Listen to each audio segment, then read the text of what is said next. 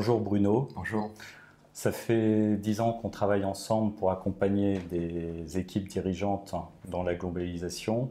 C'est donc pour moi vraiment un honneur de t'interviewer à l'occasion de la sortie de ton livre, Chaos mode d'emploi. Donc ma première question sera, pourquoi le monde serait-il plus chaotique qu'avant ? Dans certains aspects, le monde était effectivement déjà chaotique. Ce qui change de manière considérable, c'est l'échelle et la vitesse. Le monde est devenu plus chaotique pour essentiellement deux raisons. Le nombre et la connexion. Il y a 150 ans sur Terre, on était moins de 1 milliard. Aujourd'hui, on est 7 milliards. En moins de 30 ans, c'est-à-dire une génération ou moins d'une génération humaine, la population humaine a doublé. Ce qui est un accroissement absolument considérable. Dans le même temps, non seulement le nombre d'êtres humains a considérablement augmenté, mais ils sont connectés de plus en plus. Les gens se rencontrent, les gens vivent en ville, les uns à côté des autres. Cette année, en 2014, on va voir le nombre de portables sur Terre dépasser le nombre d'êtres humains. Le nombre, la connexion, la rapidité de ces changements sont pour l'essentiel l'explication du chaos actuel. Alors, le chaos, pour toi, c'est quoi ?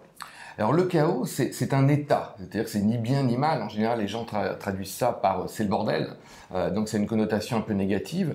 Le chaos, comme l'eau peut être sous forme de solide, glace, sous forme liquide ou sous forme de vapeur, eh bien, un ensemble de choses, par exemple l'humanité, peut être stable, à l'équilibre, peut osciller pas trop loin de l'équilibre, comme une balançoire, ou peut sortir totalement de l'équilibre. Lorsqu'on a dépassé ce qu'on appelle le tipping point, le point de déclenchement en français, le système non seulement ne reviendra plus jamais à l'équilibre, mais il oscille de plus en plus, un peu comme un chien fou qui courait dans tous les sens. Donc le chaos, c'est cet état d'un système, dans ce qui nous intéresse l'humanité, ou un ensemble de personnes qui seraient totalement sorties de l'équilibre.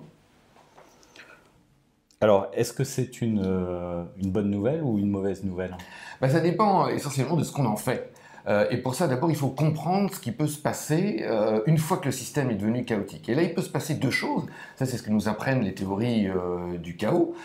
Il peut se passer deux choses. Il peut se passer un effondrement. Ça, c'est la mauvaise nouvelle. Comme Rome s'est effondrée et a passé d'1 million d'habitants en quelques années à moins de 50 000, le système peut s'effondrer.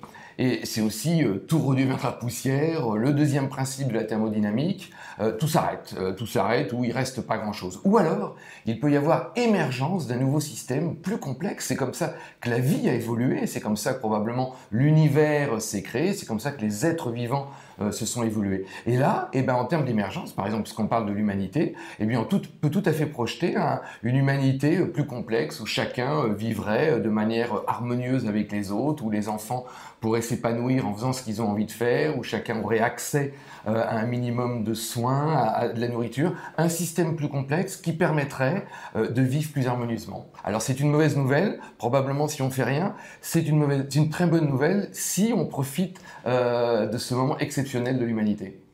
Alors, qu'est-ce qu'on fait dans un monde chaotique ? Alors d'abord, on apprend à reconnaître le chaos. Par exemple, un des aspects du chaos, c'est ce qu'on appelle les images fractales. Alors c'est toujours difficile à expliquer en quelques mots, mais on va dire que c'est une image qui se reproduit à peu près à l'identique à elle-même, quel que soit le niveau d'observation.